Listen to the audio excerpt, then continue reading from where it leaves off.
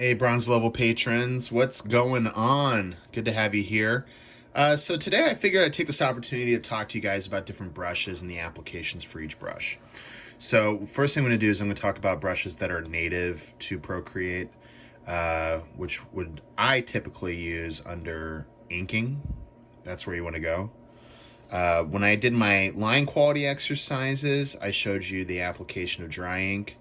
Dry ink is just a really great way to lay in nice clean lines, but still have a little bit of texture, which is really cool. Another brush that I like to use a lot when I'm working is I like to use the syrup brush. The syrup brush is a very, very smooth brush, and it can fill a broad area very easily just by increasing the size of it. The only thing that is not so good about the syrup brush is it's not as easy to control. So whereas you can get really nice lines with it, sometimes when you're drawing you might get a line that's a little wonky, and that's kind of like no bueno in my book. Another couple of cool brushes that I want to show you guys is under drawing. You got some really cool texture brushes here that I highly recommend, specifically when you're doing stuff like hair, or you're doing something like, let's say, a leather jacket or something of that sort. So first thing I'm going to do is just to kind of show you an idea of what to expect. I'm going to draw some circles here with my dry ink brush. I'll hold down so it's a nice and clean circle. I guess these are more like ovals, but you guys get the gist of it. Okay.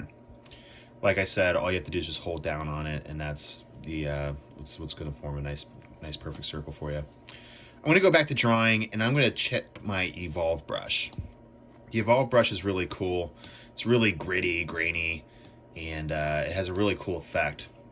I'm going to make a layer underneath my line work, underneath my circles here, and I'm going to go in kind of heavy at first, and then I'm going to kind of lighten up a little bit. You see that? It's got a cool little grain to it. If I increase the size, the grain increases. And then if I want to clean that up, pretty easy to do. Here, let's get even a little more intense with it. Here we go.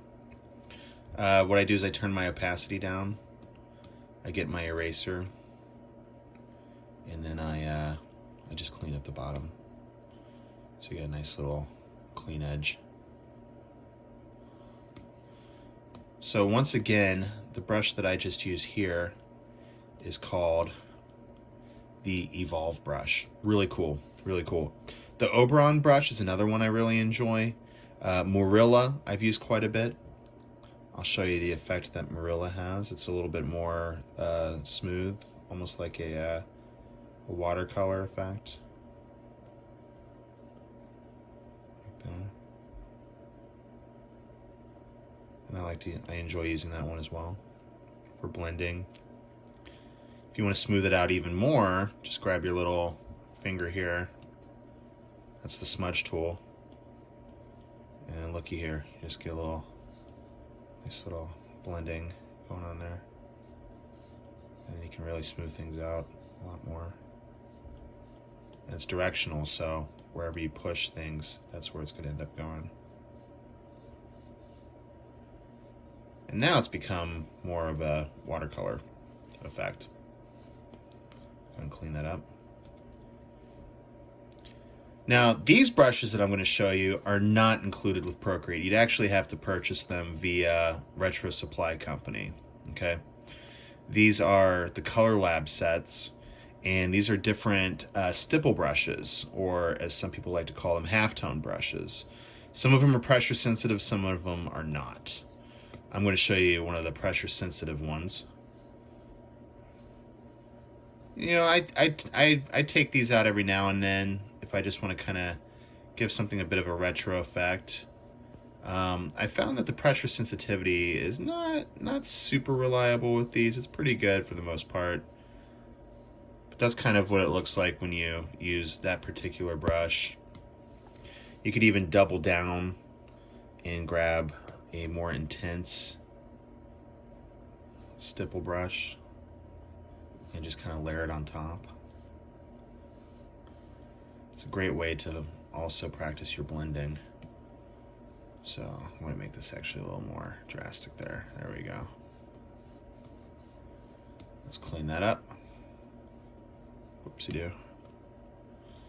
Now the cool thing with all these brushes, and this is something I haven't shown you yet, is that if you want to do some like reduction, or if you want to add a point of light, yeah, you could try and draw it in, but you can also use your eraser tool, and your eraser can replicate any of those brushes. So, or if you want to add a little extra flair to it, for example, you can always grab one of your like halftone brushes and use your eraser tool and add in like a little halftone light source.